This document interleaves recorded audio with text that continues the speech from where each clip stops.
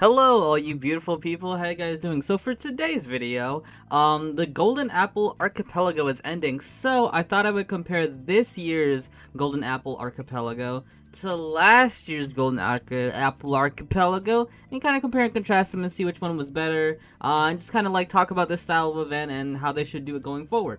Alright, so we're going to talk about different aspects of each of them. We're going to talk about, like, the gameplay, meaning, like, the puzzles between the two. We're going to be talking about the story between both, etc, etc. Here we go. I'm going to start with story, though. So, the story of last year's Golden Apple Archipelago, if you guys either A, didn't play it last year, or B, don't remember, pretty much, somebody sends a letter to Klee, it's the Dodoko King, and he's saying that, Klee shouldn't have Dodoko, etc, etc. It leads us to this island. It turns out it was Klee's mother the whole time, making this whole thing so that various members of Mondstadt can have a vacation, most namely Jean, Barbara, Klee obviously, and I think Albedo. And then at some point, what is it, Diluc and Kaya, they show up later too. Okay, now let's talk about the characters from this year's event. We got Fischl, we got Kaza, we got Mona, we got Xinyan.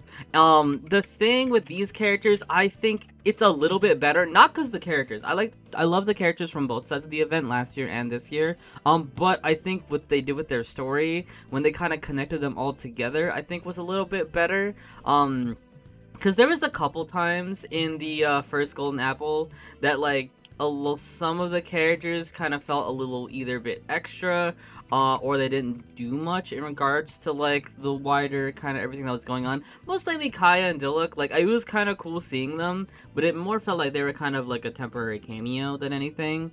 In this one, every character matters a lot. We see all their backstories. We have that great moment with Fischl when everybody here is kind of encouraging her and helping her out. Absolutely fantastic stuff there. Really, really cool stuff. I just think overall, just the characters just kind of mesh a little bit better in this one. But they're both good in their character selections, so I will say that. All right, now for kind of like the story progression to talk about that. So the story progression in the first one, with both, they're kind of similar, right? So in the first one, it's more about exploring the islands, coming back a couple days later, exploring the same islands, but the water has decreased. So before, for people who don't know, there's all these islands here. The water level was actually very, very high. So a lot of these islands, you could only come to the tippy top of them, and then you would do another quest a couple days later where you lower the water level. You can do more puzzles, and you do a quest again where you lower the water again, and you do a couple more puzzles. That was kind of just the flow, right? That was kind of the flow of the event. And it was fine, you know, it was kind of fine. I think early on, I wasn't too hot in my opinion, just because, it felt really empty, right? You would do a couple of the islands that were there, and it's just like, well, I'm waiting around for the next thing to happen. I hope it happens eventually. And then it would happen, and it's like, okay, I'm playing this real quick, and then you had to wait again. But once the water goes down fully, I think it's where it gets really, really good. So, and for this one, it's kind of similar. Essentially, you unlock everybody's, I'm just going to call them their domains, everybody's personal domains, and each of them unlocks a different section of the islands. But in general, you can kind of explore the islands just freely, even when you're not looking at the character-specific domains. And that's kind of fine, that's cool. I think the only problem, though, with them is that the puzzles are kind of balanced a bit better in the first iteration, and let me tell you why. In the first iteration, it was like little bit of island, and more island, and each of those islands had puzzles you could do on them. You can kind of like come back and do more puzzles, come back and do more puzzles. This one, because they give you everything at the start, or all the islands at the start, it kind of makes it feel, right? It kind of makes it feel like it's more empty. I guess the best way for me to say it is, like, the first iteration knew how to use the space in a really good way to make it seem like you're getting a bunch of stuff. And in this one, you're given way too much space with not much inside it because you have to wait for the other parts to unlock. So it makes it feel weird. It just makes it feel weird. So I'm gonna give it to the first year on that one. So when it comes to the actual events, the way last year worked and this year worked was very, very different. So I'm gonna call them like events, and then like I'm gonna say like sub events. So maybe you kind of can get what I'm saying with this. So essentially, the idea last year was that everything was kind of connected to the Golden Apple. And this year, it seems like it was only the main quest that was connected to the Golden Apple.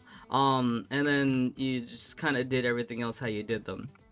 I think it worked better a lot last year because it was just like, okay, here you go. You got this kind of big old main event, right? You got this big old main event, and then you had the other sub events, like you had like the volleyball thing where you shot back thing with the Dodoko. You had the hoop thing where you did the puzzles with that. I feel like there was something else that I don't remember there, but essentially all the events, and like if you went on the screen, all the side things would be like Golden Apple Archipelago stuff. But for this year, there's a bunch of different other things. Like you had those puzzles with the gears. Not to say that those were bad. You had the deluxe stuff with those flashback little battle missions, and not to say that I didn't like them, because they were beautiful. I thought they were absolutely amazing, really, really fun quests. My only problem is I think I prefer when everything is kind of connected to the apple. Like if the event is all about the golden apple, I think they could have framed, right? I think they could have framed the other quests to be like having to do with golden apple.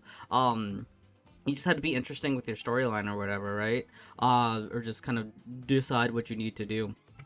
Like, they could have done the mechanical stuff instead of doing it in Mondstadt. They could have done it at the Golden Apple. Maybe he needs to base his machinery off of something, and it's just like, oh, you can use the machinery that's kind of around here. Base your design off of that, or something like that. And then look, the Diluc missions, you could do that easily at the Golden Apple. I think only one of the sub events were here. Was the co-op event. That kind of had its own. That one kind of had its own unique problems. Let's say that one kind of had its own unique problems.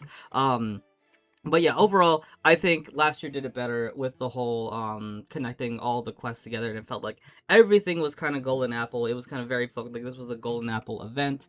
Everything was kind of just very focused on that. I thought that was really cool, just for like both like a story thing and just like oh, that's what this kind of update's about. This year kind of felt scattered. Okay. Now going back to kind of the stories themselves, a little bit, because I just realized I didn't mention this. I want to talk about the actual just story of just kind of what's going on. And I think both of them have their advantages. So last year it was just mostly a vacation, kind of like chill quest, and this year it was very like character drama, character stories, character flashbacks, just learning about all your characters, a little bit of lore about the actual world with some Fatui stuff, and some pretty good teasers about what's coming eventually, right?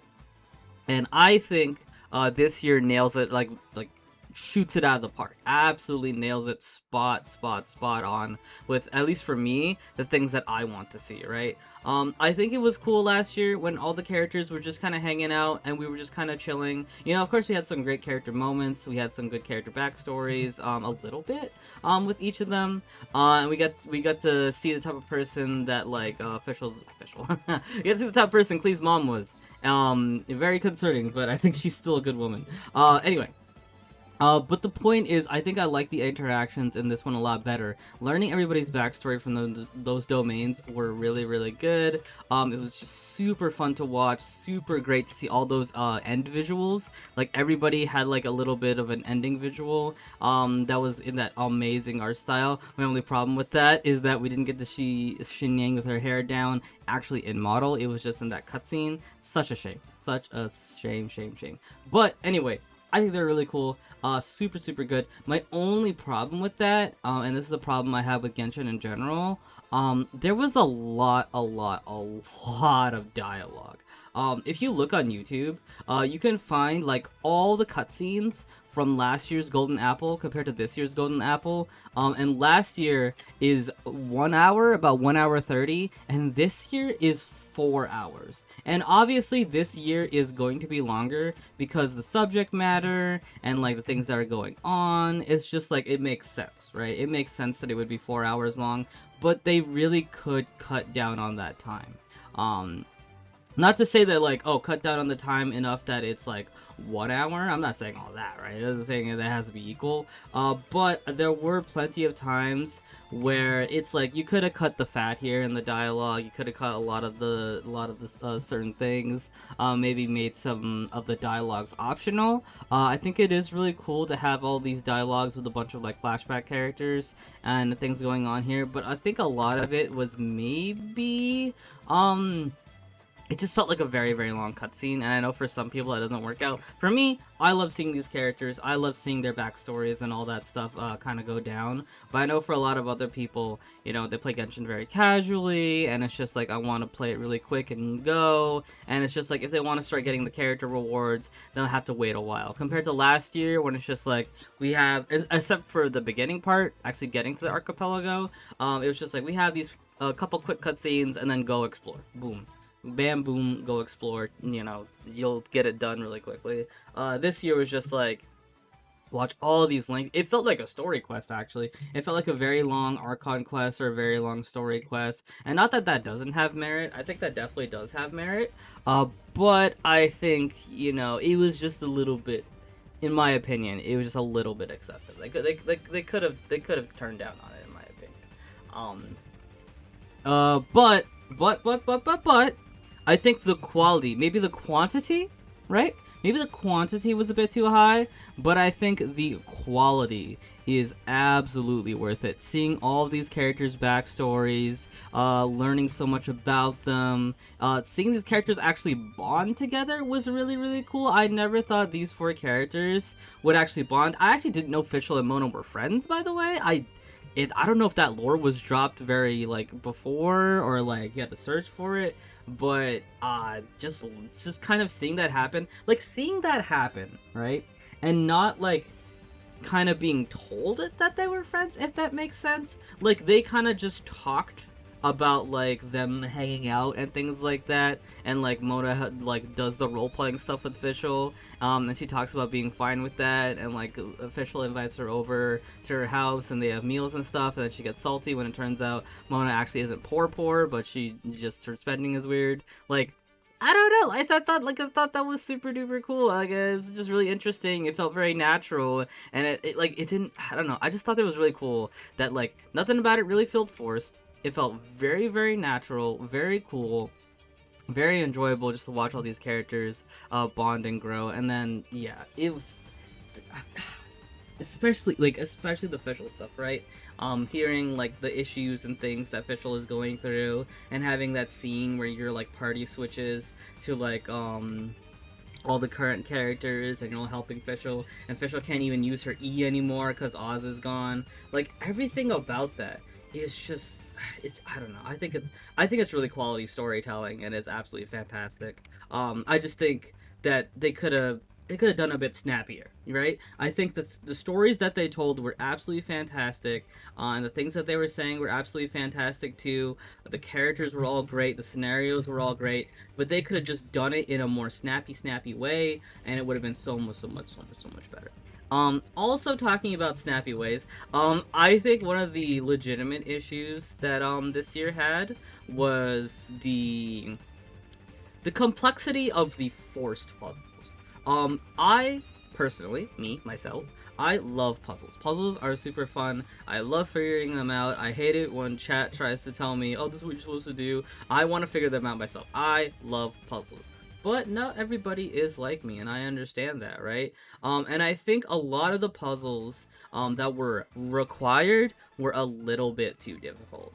I think it's fine if all those puzzles existed, and again, this goes back to the amount of, you know, fluff and extra stuff they had. I think they could have cut down on the amount of puzzles that they were forced to give you, like you were required to do to complete the mission, and save that for, like, oh, come back here and do them later, because you do that, right? You do that. You do that. You come back to the each of the domains, and you're just like, oh, you do a couple extra puzzles. I think they could have shifted it so you did more You did more puzzles when you came back, or you decided to get the extra stuff, but the stuff just for the story was just kind of more of the simple puzzles, or just maybe don't include as many. Just because I just felt like, again, me personally, I just felt like there was like an overabundance of some of the more difficult ones. Not really the Shinyang ones. I feel like Shinyang was actually balanced really well, where nothing was really that hard, but except then when you came back and it was a little bit tricky. Kazahas can get a bit annoying. Fischl's, the only problem with Fischl's was that it was buggy. If Fischl's puzzles weren't buggy, I think it would be balanced pretty well. But the only problem was that they were buggy. And yeah, and then Mona's puzzles, I think those go a bit too far. I liked the Mona puzzles. I thought they were very fun, but absolutely requiring them for the story, especially if you wanted the official, if you wanted to get the free official and her free costume. I could definitely see people being like, I give up, I'm looking up a guide, I don't care, etc, etc, which isn't, that's not the energy you want. At least I don't think so. I don't think that's the energy you want when you have a fun puzzle, especially tied to the story. That's kind of the energy you want from the extra puzzles, the ones you do after, where it's just like, all right, here's the basic stuff, now handle the big boy stuff, right? So just the balancing of that, and I think the first year did it pretty well. Like, in terms of like story stuff that was required, it was mainly walking around and talking with the people. I don't think you had to do, in terms of story progression, I don't think you had to do many of the hoop puzzles. The hoop puzzles were pretty fun, if they did get a little bit tedious though. But I don't think any of them were required for story progression, and that's kind of the most important part, right? It's just like story progression. It is like, how much are we locking out, just based on like what you can do in the story. Puzzles are great, puzzles are fun, they're fantastic, but you gotta be careful what type of puzzles you're putting in for story progression, right? I think when it's coming to, you want to like play it so that most of the casual people can kind of just get it with at least maybe some, like, a good amount of difficulty, maybe near the end, but not too much difficulty. And I think Mona's puzzles leaned into the way too much difficulty. Also, don't make them buggy like the official ones. I mean, I just think maybe they need more time with the official ones to unbug them out a little bit. Just unbug them out a little bit. Oh yeah, and one last thing I do want to talk about with the story, specifically for this year, is I love how much they're theoretically tying in to the Dendro Archon arc that we're about to have after this, because the whole kind of main gimmick, right? The main gimmick about this Golden Apple Archipelago is, seeing these flashback vision things that each of the characters is having, and it's just like, as it turns out, that was all just the Fatui's doing, trying to mimic the Dendro God's power. And if you put that into perspective and really think about it, it really puts into perspective, wait, how powerful is this god if just an imitation of their power can create these massive, huge domains on this island, a literal gigantic castle, right? If it could do all, if they could do all this, and it's just an imitation, like, imagine what the actual Dendro Archon can do. And I think that is absolutely a fantastic storytelling thing. The Golden Apple just kind of had like little teases and things about the flashbacks, and just like the general like vibe of the area and like what was kind of going on in the past. I don't think it had any teasers to any immediate future content, like maybe like the overall story. It had some stuff, I think, but in terms of like the immediate like next thing that we're doing here, I don't think it connected too much. It'd be obviously, if I am wrong, please tell me, please tell me in the comments.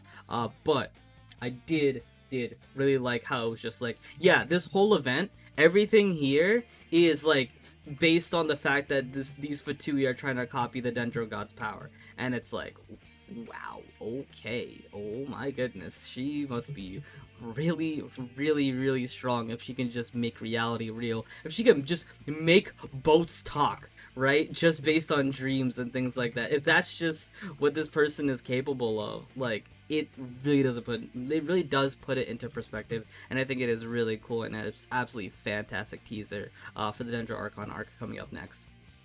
And I think that's it. Honestly, I love both events. I love both events, and I think both events were absolutely fantastic and some of the best events we've ever had story wise. Um, but I do think there is merit in last year's kind of vacation, kind of chill vibe. I do think that is worth merit, and I also think this year has merit too, where it's mostly focused on the characters and the interactions they're having with each other, and we learn a lot more about them. So maybe we could meet in the middle, right? I think we could meet in the middle between a casual, cool vacation and like these awesome character interactions and learning more about these characters. And especially with these beautiful flashback worlds, like absolutely beautiful, man. I think this year went a little bit too hard on the storytelling, where it was a little bit too much talky, a little bit too much here's a story, here's a story, here's a story, and then maybe last year it was just like super chill and enjoyable, but you know the potential of what you could have if you have more quests kind of like this, and kind of like the Chasm events as well. I do think there is a happy medium here, and I think that happy medium is trimming the fat of like these little domains, and definitely loosening up when it comes to the puzzles, saving a majority of the difficult puzzles for later on if you want to come back. But in terms of the story stuff, it's like cut, dry, bam, here we go, here's the story, here's the bunch of fun characters that you love, and here's what they're going through, and then here's some backstory to learn about them. But that is it for me, everybody. Thank you guys so much for watching. If you enjoyed this video, please give it a like, subscribe, all that cool stuff. Tell me what you guys think about last year's Golden Apple compared to this year's Golden Apple. Which one did you like more? Which attributes of one did you like above the other one? Gameplay, story, all that good stuff. Have yourselves a fantastic day. I'm gonna see you guys next time. And peace out.